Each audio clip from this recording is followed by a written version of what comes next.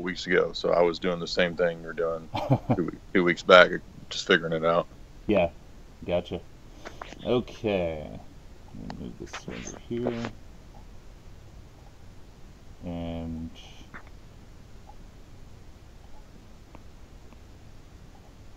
we're recording. Okay. All right. Before we get started, is there anything you want to talk about? You said that you wanted to talk, excuse me, about culture, and you said you wanted to save orthodoxy and that kind of stuff for a different talk. Is that what you said? Yeah, if that's all right with you, because I'd Yeah, actually like to do a little more research into some of the things you were talking about before we get into that conversation. yeah, that's fine. I don't care. Okay, cool.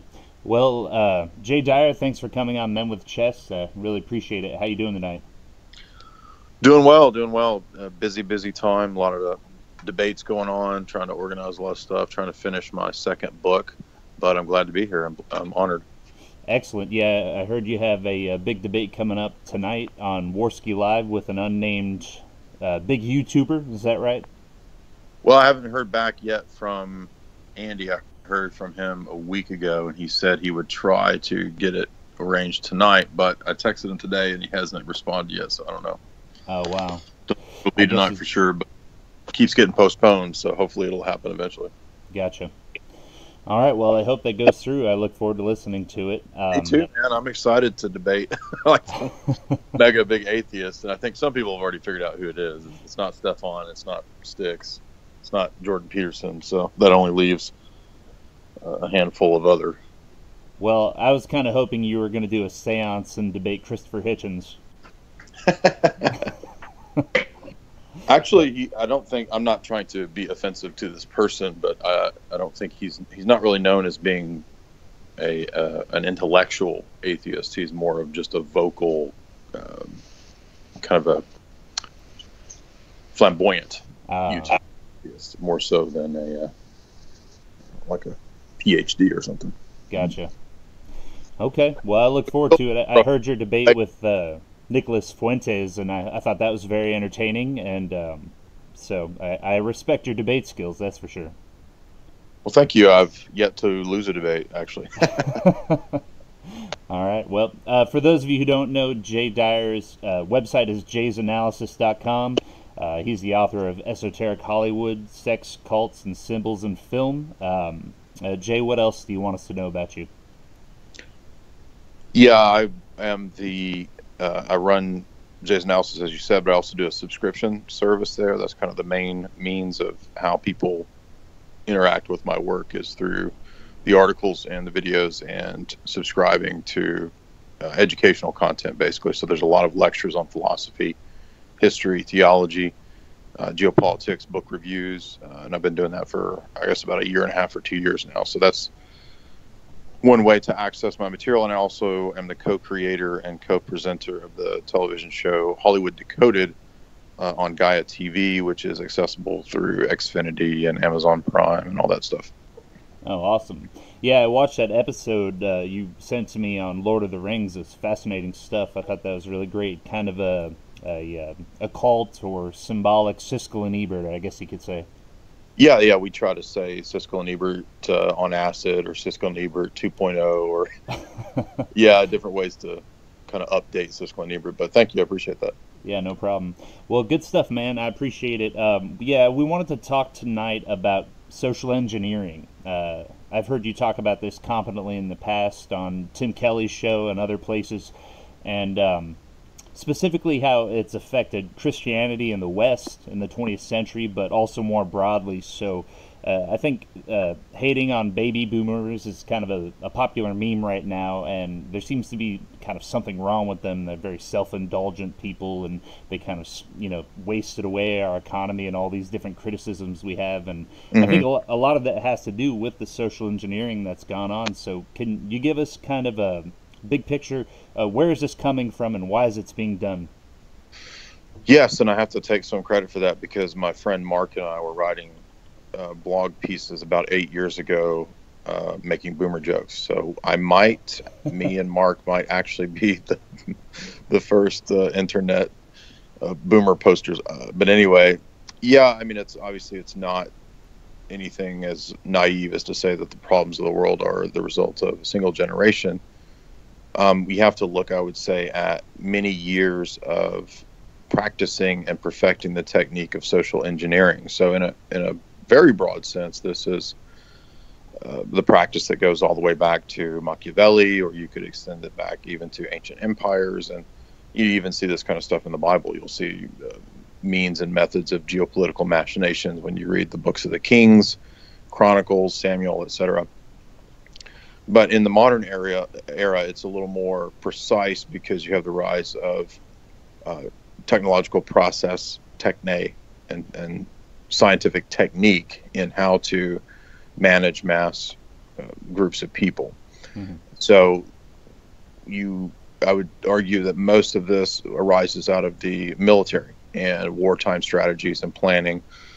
Certainly prior to that, you had bankers who were already back in the 1700s, the 1800s, the times of the revolutions. They had already noticed how to fund revolutionary movements in other countries. This is not solely the enterprise of Jewish bankers. It is a practice of bankers in general. And you can read Carol Quigley. I have lectures on the totality of his book, Tragedy and Hope. And he covers he uses France as one example. And he covers the Rothschild, the Catholic, and the Protestant interests that all were sort of vying for power and control of France as one test case. Now, certainly over time, Jewish banking interests tended to have a lot of power through the Rothschilds, but we can't leave out our WASP and our Vatican Bank connections either. And of course, the Rothschilds have also been the official papal bankers, I think, since the 1700s. So all of these interests interconnect, and as I think Spangler put it very well, there's never been a socialist revolution that wasn't funded by capitalists at the top.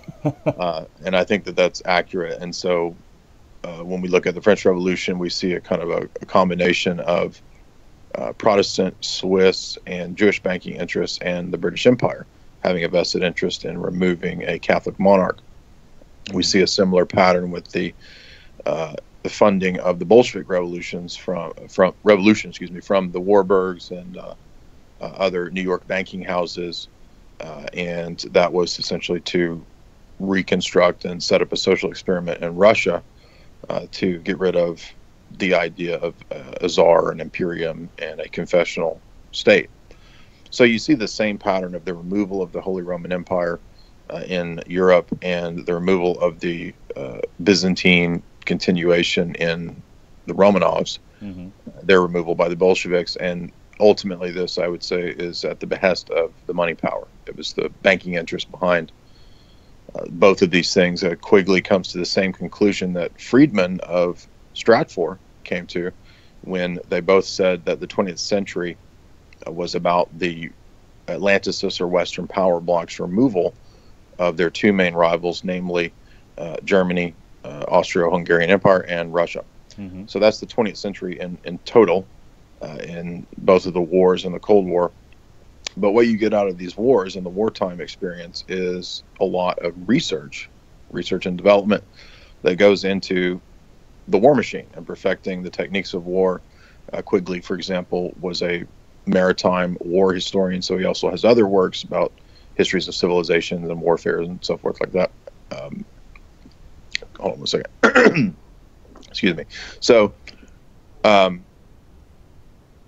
this research and development was focused largely in the traditional sense of psychological warfare, but also in the implementation of new techniques and strategies that would involve a lot of advanced things like cybernetics. This would come to dominate entities like DARPA, which would be very instrumental in how to manipulate technology to achieve the upper hand in warfare, specifically things like mimicking nature, transhumanism, et cetera, et cetera.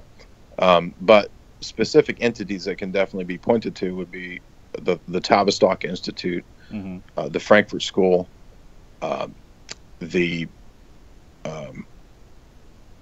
which, by the way, both had intimate connections to the CIA, the OSS, and as I was discussing Habermas in one of my lectures last night for subscribers.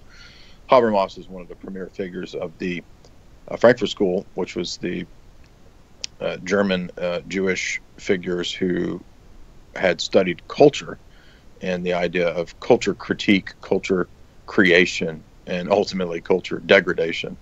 And so Habermas, for example, talks about how you could socially engineer America through all of these different cultural means. And what most people don't know, however, is that it was the OSS, the CIA, the Rockefellers, and Macy Foundation money that actually brought these Eastern Bloc Marxists over to help America fight the Great Wars.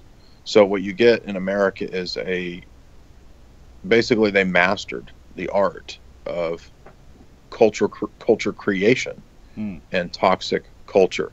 And so it's not just Jewish interests, it was Rockefellers and the CIA that brought the Frankfurt School people over. So there was a combination of interests there. It wasn't just one group. They both had a vested interest, and so that's how we get the '60s counterculture and the boomers is from these. I would say Pentagon, military, CIA, Frankfurt School characters are all on the same team. Yeah, there does seem to be a real tendency these days on the internet among alt-rightish type communities to point the finger at Jewish interests and ignore some of the other interests. But there definitely was a lot of different groups working together for the same goal. But I'm kind of curious, is there a unifying ideology for this agenda, or is it just about amassing power and money, or what have you found out? Well, I think that people who don't have a theology or a belief in the transcendent, they're generally walking around in a hall of mirrors trying to figure out who the one bad guy is. But if you have a conception of theology and a belief in the Bible, things like this, then you tend to have an overriding view of history in total, beginning, middle, and end. And so you have a conception of good and evil. Mm-hmm. And so good and evil are, of course, spiritual forces, and they are not any specific racial, ethnic, socio-political group or class. There's not class warfare. It's not any of that. There are undoubtedly powerful interests, but I see the Rockefellers as far more powerful and influential and prominent in the last century than Jewish interests, for example. I mean, the Frankfurt School would not have had any power had they not been brought over by British intelligence and the CIA and the Rockefellers. Indeed, yeah, I've heard you talk about on other shows how in America and to some degree in Europe, the right wing tends to always point the finger at Marxism and communism, and this is the reason our civilization's been undermined and gender identity destroyed and pornography pushed on us. It's because some sort of KGB psyop or something. But in reality, when you look at it, it really seems like this is coming from, as you said, the big banks, because they really funded these revolutions, and the Rockefeller interest also pushed these things here at home. So really well, there's a lot more to it than just commies, right? Absolutely. This is very crucial, and this is one of the main reasons why I did the 8 lectures on tragedy and hope, is because Carroll Quigley, who himself was a Catholic of sorts, or professing Catholic of some kind, was very much a fan of the Western Atlanticist democratic order, and he actually thought that, this democratic New World Order would be the best thing for the world. So that's why he was a true believer and a supporter, I believe. And Quigley is very adamant in the book. This is probably what the book is most known for, is the quotes where he says that the communist, Marxist, leftist, socialist movements in America on their own had absolutely no power and weren't that effective until they received all of this money from these very wealthy elites that were both Jewish, Protestant, and at times even Catholic. So, I mean, it might be difficult for some people to wrap their head around that, but I mean, it's like I said earlier, that this is why you have the Wall Street funding both Nazis and the Bolsheviks. And one of the best ways to see this is to read some of the real inner circle planners of this whole system. this overriding ideology that you asked about, yes, Right. I've been doing a series called Globalist Books, and this is characters like people from the CIA, like Miles Copeland, or people from the Royal Society, like Bertrand Russell, the Fabian Society, people like H.G. Wells, and they are very people like Charles Galton Darwin, Arthur Koestler. I'll be doing Jacques Attali next. These are characters who are very open about the overriding ideology, and it's not solely racial. It is also materialistic. It is technocratic and dysgenic.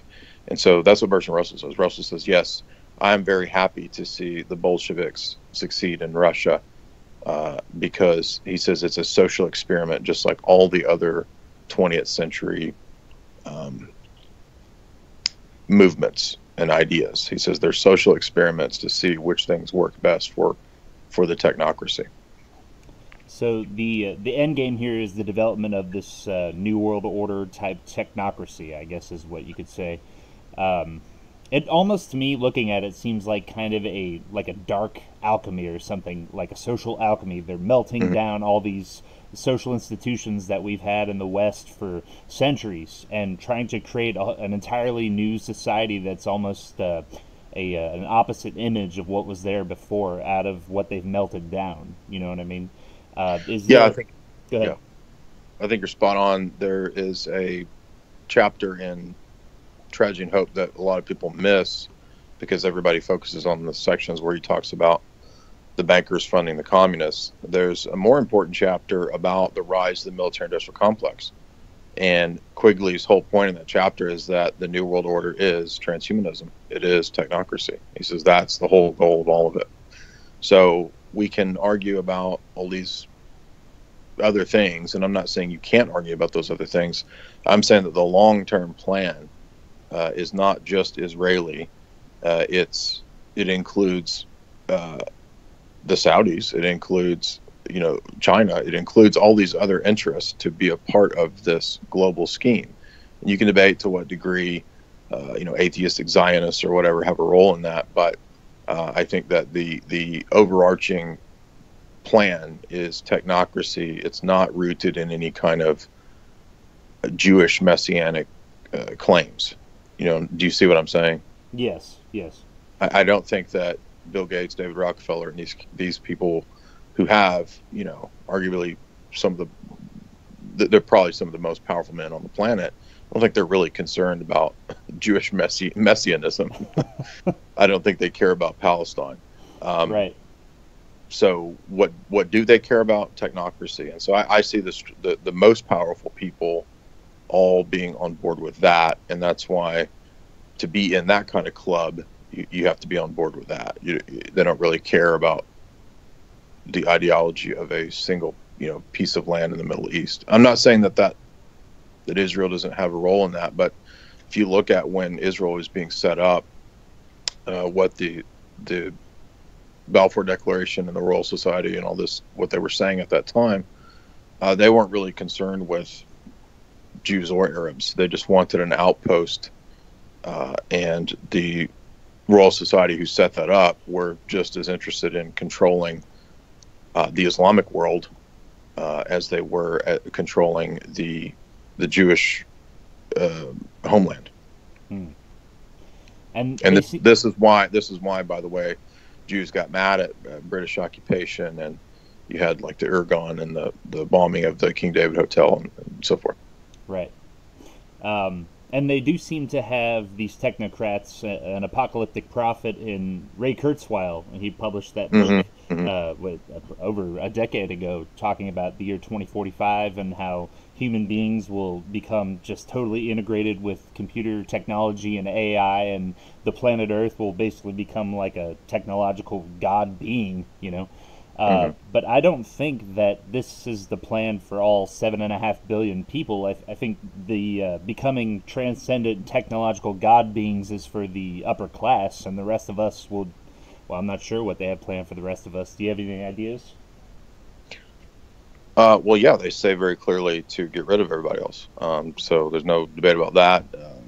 That's been that when you read all of these globalist texts, and these are formative thinkers for the global plan, they always talk about two or three things across the board. They never disagree about Darwinian evolution and technocracy. They never disagree about the crisis to kill off most of the planet. And they never disagree about the implementation of a federation of all nations into a global government. Every one of them always, across the board, that's their dogma. So another good example is somebody like Arthur Koestler. Now, a lot of people would say, well, see, Arthur Koestler in 13th Tribe proves the Khazarian theory. Well, I don't really put a lot of stock in the Khazar theory. I think it's kind of a silly thing. But what's interesting about Koestler himself is that he stepped out of caring about Jewish interests and was self-consciously a Luciferian. And he was part of that inner British Royal Society clique. And he wrote Ghost in the Machine. And at the end of Ghost in the Machine, he says what you just said. He says, it is a dark alchemy, what we're doing to the globe. And it is he puts, the way he states it is to commandeer evolution, to propel the species to godhood, basically, is the whole point. So they're all agreed on transhumanism. That's who came up with all this. The Huxleys, coined the term transhumanism. That is the ultimate goal. And that's also why you see a convergence of somebody like Ray Kurzweil, who I would assume has some kind of Jewish background, and David Rockefeller. Right? They both like the idea of transhumanism because it's an alternate version of the gospel, right? Salvation through technology. And so you could look at it like, who's the bad guy? Well, in the first century, who was the bad guy? Well, you had the Pharisees. They teamed up with Caesar and Herod. Yep. So there's a combination of interests that are in rebellion against truth, against Christ, against the Logos. Right. And I don't believe that they actually will achieve technological godhood. I think that's partly a lie, a myth that they are projecting. And certainly there will be technological enhancements, probably extended life, longevity. I'm sure there will be all kinds of new miraculous nanotech health discoveries, but to think that this is going to give you immortality, I think would just be utter stupidity and being completely naive. Yeah, no, I totally agree with that. Why would the people who say that they want you dead give you immortality? It's utter stupid. Yeah. No, I definitely think it's an overreach, that whole, what is it called? The Ray Kurzweil theory? I forget, but I don't think it'll get that far to a technological godhood. But, all this technology... Singularity. Yes. I think it's a positive thing in and of itself, and we just need to reconvert the culture and baptize it. Exactly. Yeah, I forget which talk or stream or something, but I was saying that we have the template, already laid down as to how to build societies, how to build cultures, and how to have real progress. And one of the things that I always cut at the root of is that most Jews and most alt-right and most atheists and most pagans, can you think of one thing they all have in common? No. Not off the top of my head. What was that? Darwinism. Yeah. So I'm a big opponent of Darwinism and have been for a long time. I'm always trying to find somebody to debate it. Yeah. And I've written a whole ton of articles against Darwinism, and Darwinism factors directly into transhumanism. Darwinism, I believe, I come at it from the position of a philosopher. That's my training, and so I critique it from a philosophical standpoint, which is not to say that I don't ever engage in the scientific discourse. I do, but I'm mainly concerned with higher order questions, and philosophy is a little bit higher order than empirical science. So I believe that Darwinism is a mythology that originally comes from ancient Hinduism. And so, the people want to make a connection between like scientism and Kabbalism. Yeah, you can find that connection because ultimately these positions are really the same as like ancient, perennial tradition style Hindu stuff. So you were once a rock, and then you were once a goo, and then you evolved into to something else. And so the transmutation of species, I think, which is completely ridiculous, is really a very powerful presupposition that most people aren't willing to criticize or question. So that's why I think the alt-right is doomed to fail, as well as all these movements, because they're all predicated on a false grand mythology, which is basically, if you read the ancient Greek myths, it's the same idea. It's like lightning. The gods struck the ground with lightning, and out of it comes man. I mean, that's like exactly what the theory of the rise of the protozoa was. So you're telling me, Jay, that you don't believe that all the complexity of life evolved from a single cell organism? You don't think this is a scientific fact? No, because as I understand, DNA only prints what it has within that species code. So a whale is never going to print bear code. Right? A tree is never going to print whale code. You can have mutations and adaptations, but the new coding that is expressed to show those mutations or adaptations is only what is already present in the strand, and it's either on or off. So the whale never has bear code. Well, I tend to agree with you. I've been skeptical of evolution and Darwinism my entire adult life, being raised in a very conservative evangelical home. That's sort of par for the course. But it's really, when you look at it and take yourself out of the conditioning we've been put through, the social engineering we've been talking about, it's such an absurd theory, and there's no way you could empirically prove it. You'd have to go back in time billions of years and then observe the species evolving and have some sort of billions of years of immortality to even prove that it happens. So it's just an absurd thing on its face. And it's funny because of the reaction you get when you say you don't believe it. They treat you like you're the absurd person. So it's classic projection, I'd say. Right, and there's many reasons for this, but most people who, for example, go to university and study biology, or they study astronomy, and when I was doing my undergrad, I mean, I had to take science classes. I took a lot of philosophy of science classes. I interacted with all of these different professors and people with, getting a biochemistry degree or whatever. So I did this for many years, and then I did grad school. I'm not unfamiliar with what is taught and how people defend their positions. And what I did when I was in my undergrad was actually pretty consistently debate professors.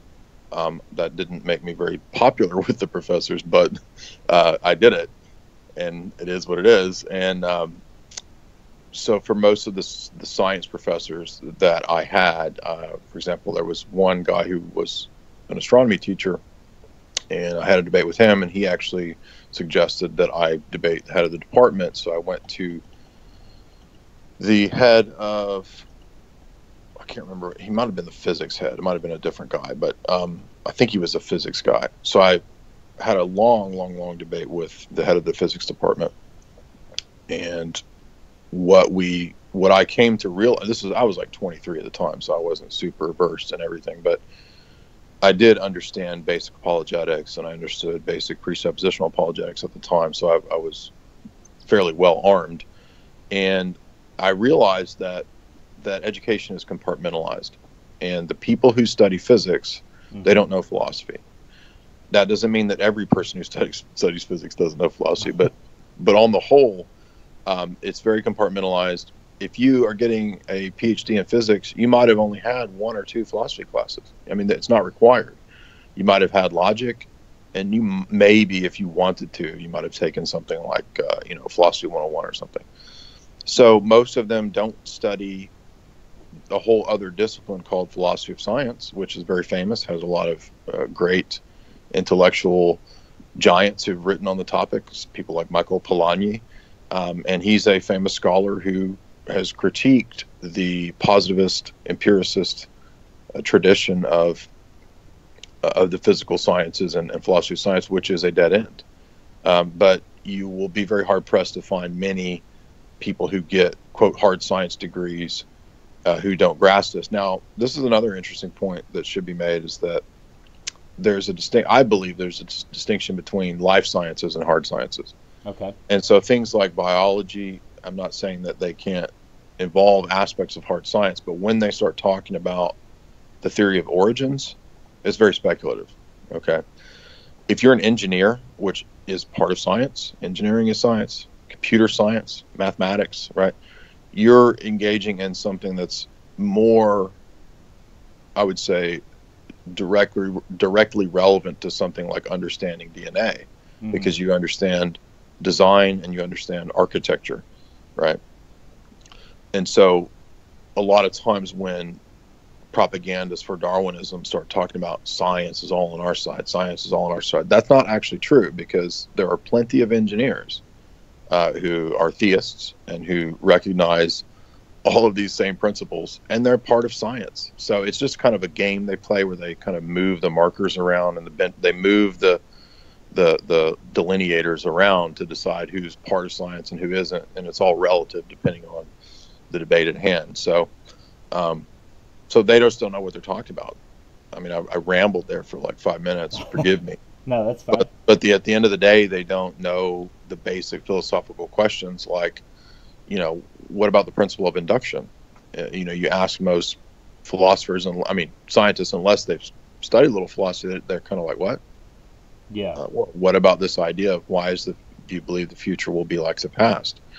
Oh, well, that's just kind of a basic assumption. I mean, we don't worry with those questions anymore. So they'll arbitrarily kind of just throw out the things that they don't consider relevant.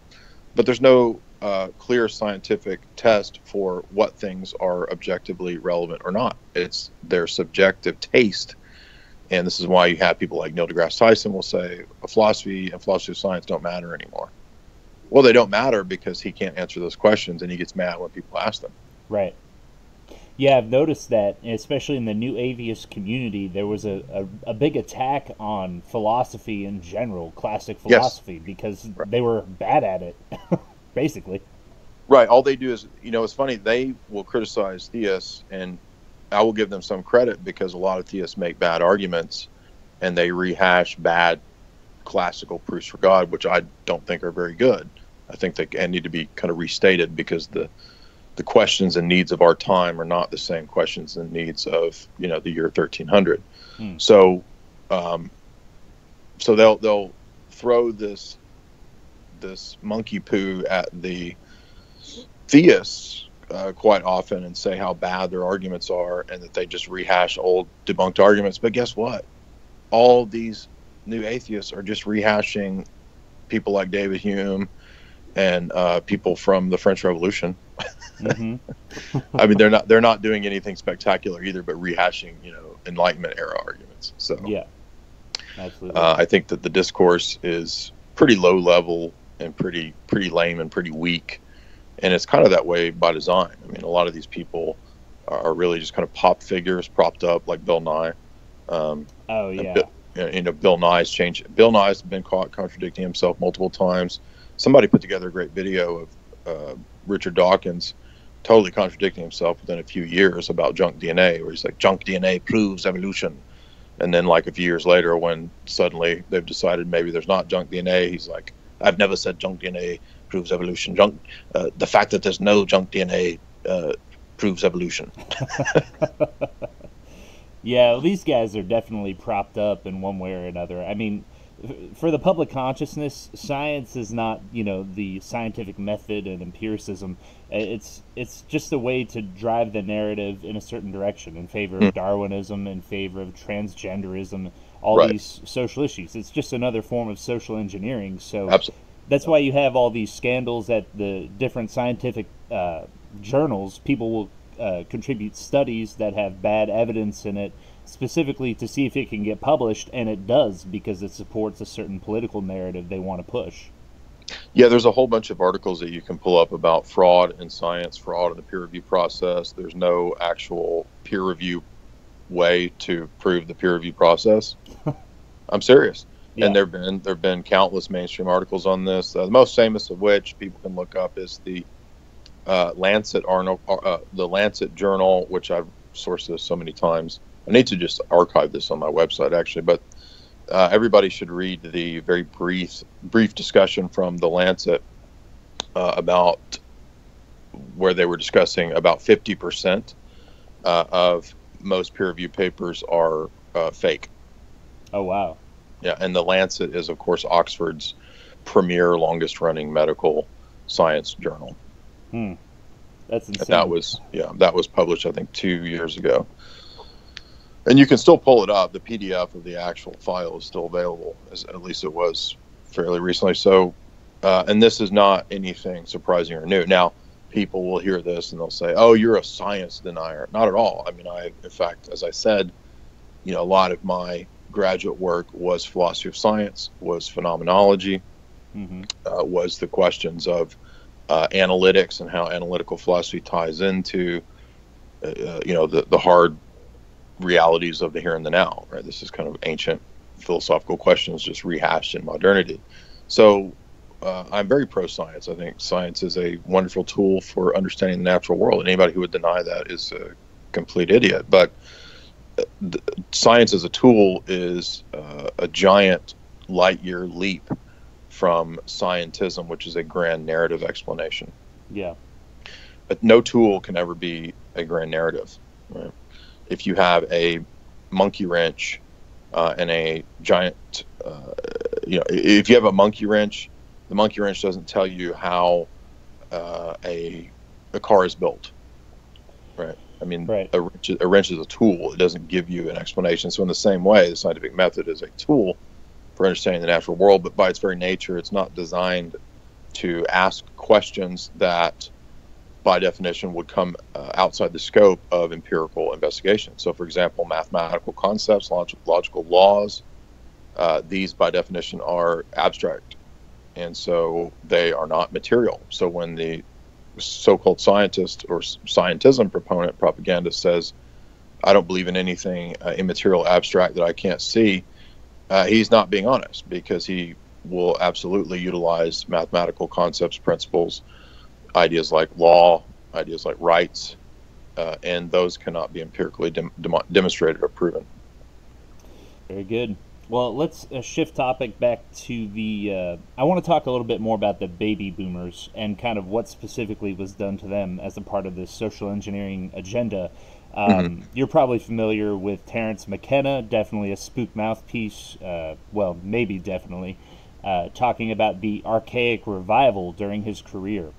It kind of seems like there was an agenda to dismantle the industrialized civilization that had been created in America and kind of get people to go back to the land and start living in like small huts and communes and kind of go back to an almost feudal lifestyle. Would you agree with that, or? I would absolutely agree with that. And I just put up a documentary on my website called The Net, which is about MK Ultra and the Unabomber and the rise of the internet. And this is an old, somewhat famous documentary from, I think, 2000, 2003, somewhere in there. And this is an interview with a lot of people who were formative in the rise of the internet. And this is, people at DARPA, people at MIT, military, Pentagon level people. And they are discussing the simultaneous rise of the concept of the internet in the 60s with the Cultural Revolution. And so what I'm getting at is that the deeper that you dive into this question, when you read the works of Dave McGowan, you find out that absolutely the counterculture, and this would include the archaic revival, primitivism, and this idea, but all the hippie ideas, and Terence McKenna, obviously, as part of that giant social engineering project. And I don't think there's any question about that anymore, the deeper that you dive into it. A lot of people, boomers especially, have not heard this or not familiar with it. And so they kind of saw themselves as, positioned in this period of Cold War, where Russians are all the bad guys and it's, the evil empire. And the only way out of that is to make sure that Americanism and Pepsi and Coke can be spread to the whole world, right? And simultaneous with that is what you're saying. The deindustrialization is absolutely aided by the rise of the hippie culture. And the same people at the Royal Society who back in the 30s were talking about the deindustrialization of the West and the rise of China as an industrial powerhouse for the globe, Oh, wow. they were also the people who were saying we can socially engineer the West with giant LSD, mushroom, Terrence McKenna, Timothy Leary stooges. Wow. This was back in the 30s. Right. So in the 30s, you have Russell saying, and I did 2 talks on Bertrand Russell's books, Scientific Outlook and Impact of Science on Society. And in both of those books, he discusses the geopolitical plans and how the West will attempt to be destroyed and deindustrialized, and the rise of the East. And he even mentions things like mass weaponized migration. Oh, wow. At the same time, another one of his cohorts in this conspiracy, Aldous Huxley, was instrumental in Tavistock and the British version of the rise of LSD, Sandoz Pharmaceuticals, and that's how the CIA would, because the CIA is working in tandem with British intelligence, and so they are the ones who are coordinated with Tavistock to, share research and so forth. And they realized that, yes, everything that Huxley's talking about, this is why Huxley went to Berkeley and gave his famous lecture. Berkeley, hello. Right. This is hippie central. Saying that you will be given giant loads of drugs and you will be ushered into the technocracy. That's what he says in the lecture. And he even says at one point, all you people in the audience are too stupid to even understand that I'm telling you that this is really going to happen. Wow. Yeah, and he was right. I mean, most of the people in the West have no idea what's happening to them. And he's also not a good guy warning us. This is another mistake. No. A lot of people make a mistake and they say, "Oh, but see, when I read Aldous Huxley, he talks about freedom and he doesn't want us to be enslaved." That's because he's a liar. That's because he also wrote elsewhere that he believed in this plan. Yeah. So, how did this impact this shift to deindustrialize and the hippie movement and all this? How did this impact Christianity in the West after the hippies started to rise up? I heard you talking about this recently. I was wondering if you could give us a little insight here. Well, you have the co-opting of the church, basically. Yeah. And even though this Habermas talk that I did last night was for subscribers, it was actually illustrative in one part where he talks about the churches being made Marxist. Now, let's put this in context, because in a sense they were, and in a sense they weren't. If you mean by Marxist the Frankfurt School Marxists and the cultural degradation, cultural Marxism, yeah, they have been turned to that. But how was that done? Was it done by a bunch of dirty dudes on the streets of Haight-Ashbury with Che Guevara T-shirts and wearing a beret? No. It was done by giant hordes of money behind the Frankfurt School, as one example. It was done with giant amounts of money put into studying the effects of LSD by the military, by the CIA, by psychiatric institutions. It was done by the promotion of the degenerate rock bands, right? So this changed the culture, and because American Christianity, American Christianity from the beginning, I would say, has been very troubled and kind of on a double think dilemma because of the weaknesses, I would say, in the founding ideology of America. Mm-hmm. There's always been a susceptibility in American Christianity to, instead of informing the culture, to mirror the culture. So it should be the other way around, but this is why your preachers in America end up looking like CEOs. They begin acting like CEOs, and their churches look like giant strip malls or factories. And that's the heresy of Americanism. Absolutely. Yeah. So I think Wim Hof is correct that the CIA, through the facade of the Cold War. I'm not saying there weren't real persecutions during the Cold War. In fact, this actually duped a lot of the Russian immigrants, the white Russians that left Russia. It was British intelligence and people in the West that brought them over, and but I don't think that they understood that the long-term game was not that the people in the West were their friends. The long-term game was to ultimately support the dismantling of Russia and the institution of the New World Order. And the CIA did a similar tactic with the Catholic Church by getting the Catholic Church to jump on board the CIA's doctrinal warfare program of C.D. Jackson and other characters like that, Henry Luce, and that this ended up being part of the reason why Vatican II happened, and you had the passing of the acceptance of Dignitatis Humanae and Nostra Aetate. And just for the listeners out there, not all my listeners are Catholic, but most of them are.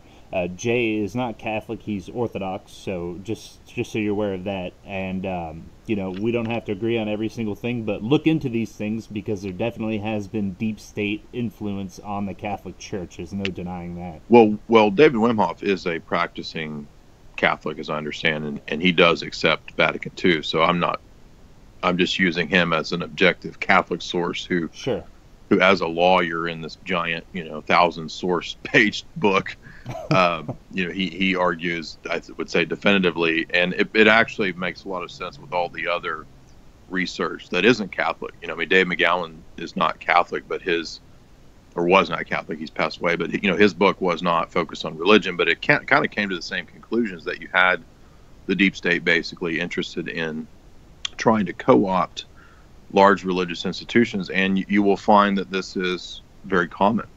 And just think about it from the deep state perspective. Wouldn't you want to use the engine of something like Catholicism for your purpose? Yeah, I mean, Brzezinski in Between Two Ages, he says in the first few chapters of the book that that America and Americanism has to capture and use these big institutions like the Catholic Church. Yeah, absolutely. Yeah, and this is probably the most conspiratorial type interview that I've done on this show. I've said often, though, that I believe the people who are in control of our civilization right now are very evil, and this is just opening up the Pandora's box to look at the kind of evil that they're doing. These people are diabolical geniuses, and this is the war between good and evil, which is why it's so important for Christians to stay in prayer, to study philosophy and good solid theology, and to not be taken in by this stuff, because when you fully grasp the amount of conditioning that you've been put through in your life growing up in the second half of the 20th century and the 21st century, it's you have to go back to first principles and reevaluate all your assumptions about the world. So and that's a little closing thought, I guess. Well, one other thing I would say to Catholics, and I formerly was Catholic, is that there are plenty of Catholic books that will vindicate what I'm saying. The most obvious of which are the papal encyclicals of the last couple centuries. And I'm not saying read all of them, but if anybody does want to delve into that, I would recommend a couple things. I would say read first and foremost Leo XIII's encyclical Humanum Janus on Freemasonry. Then I would say read the Tan books, the Tan publisher book, The Popes Against the Modern Errors. And then if you read those two things, you'll see that this is not a crackpot conspiracy theory, but something that the papacy has been talking about for a long time. In fact, Absolutely. there's a whole slew of anti-Masonic papal encyclicals. Yeah, that honestly, that kind of thing was really what got me interested in Catholicism, was seeing how the popes and the church were really at odds with this evil agenda early in the 20th century.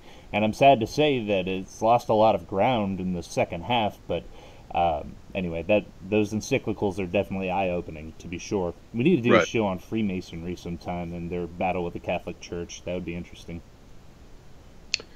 Yeah, it would be.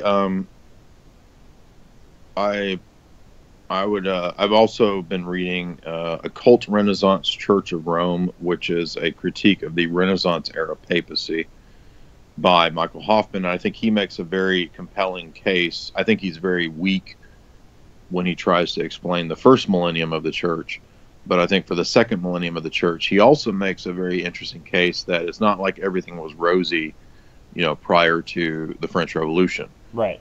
There was a lot of the same kinds of Hermetic, Gnostic, Platonic, and Kabbalistic influence prior to, the modern Enlightenment period as well. Yeah. And I was saying on the last show that this kind of worldview we've been talking about is a sort of form of Gnosticism. And really, Gnosticism's been around since the first century of the church. It's waxed and waned in its influence and presence, but really, when you start to think that you can use your willpower and technology to override the laws of God and the natural law he's written into reality, that is a form of Gnosticism, trying to escape physical reality. And anyway, so that would be my thought on it. I would totally agree. And I was just having a discussion with some people today about this. We were kind of arguing about the question of race, ethnicity, gender, these kinds of things. And when you believe in the goodness of God as a creator, which Gnostics don't, when you do believe that God is a good creator, you suddenly don't have as much of a problem with there being other ethnicities, other races, and different genders. That real diversity is not an issue for you. You're not worried about it. And for Orthodox, we have our tradition of iconography being done a certain way. Always, you can't like make up some kind of new way to do icons, and that's because we believe that they don't just show us a window into heaven, but iconography also confirms the veracity and truth of history. So if there's a saint like Saint Moses the Black, who was a famous black man who's a saint, he in his icon, he's going to retain his physical characteristics and his race and his gender. And in the book of Revelation, when John sees into heaven, when he sees the eternal state, he says he sees every race, tribe, tongue, and ethnicity present. And that's because, of course, Christ died for all. There's no question about that. But Christ dying for all does not mean that he wipes out people's history and ethnicity any more than it means he wipes out gender. So that's why it's very important for us that you don't, Jesus. Think about Jesus when he's resurrected. He doesn't become pangender, panracial Jesus. He becomes a no longer subject to death. Well, technically speaking, he wasn't subject to death, but he willingly underwent death. You know what I'm saying? Sure. In his resurrected state, it's still the same Jesus because he has the hole in his side. Thomas puts his fingers in. Right. And he says, he says that we will be like him. We'll have the same type of resurrection, which does not negate our historical existence and who we were. Sure. So if you're a black Christian, you die and you're resurrected, you're going to still be a black resurrected Christian, right? Absolutely.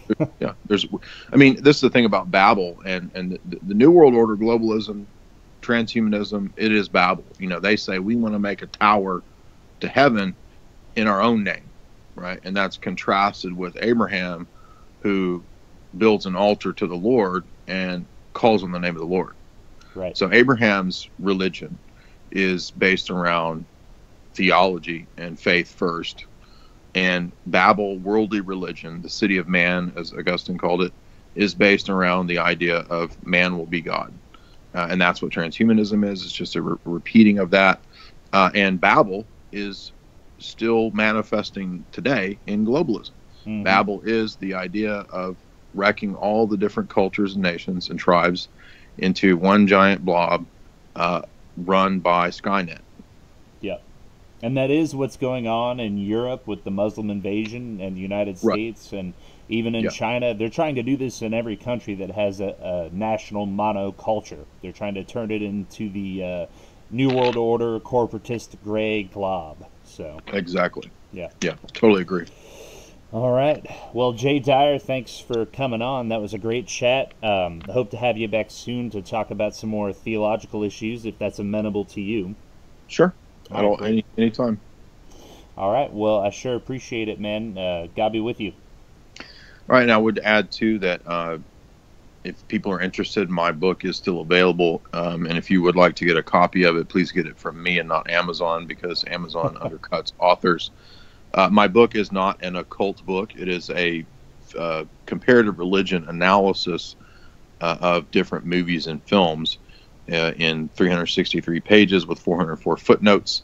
And it includes very subtle critiques of things like Darwinism and atheism in under the guise of film analysis.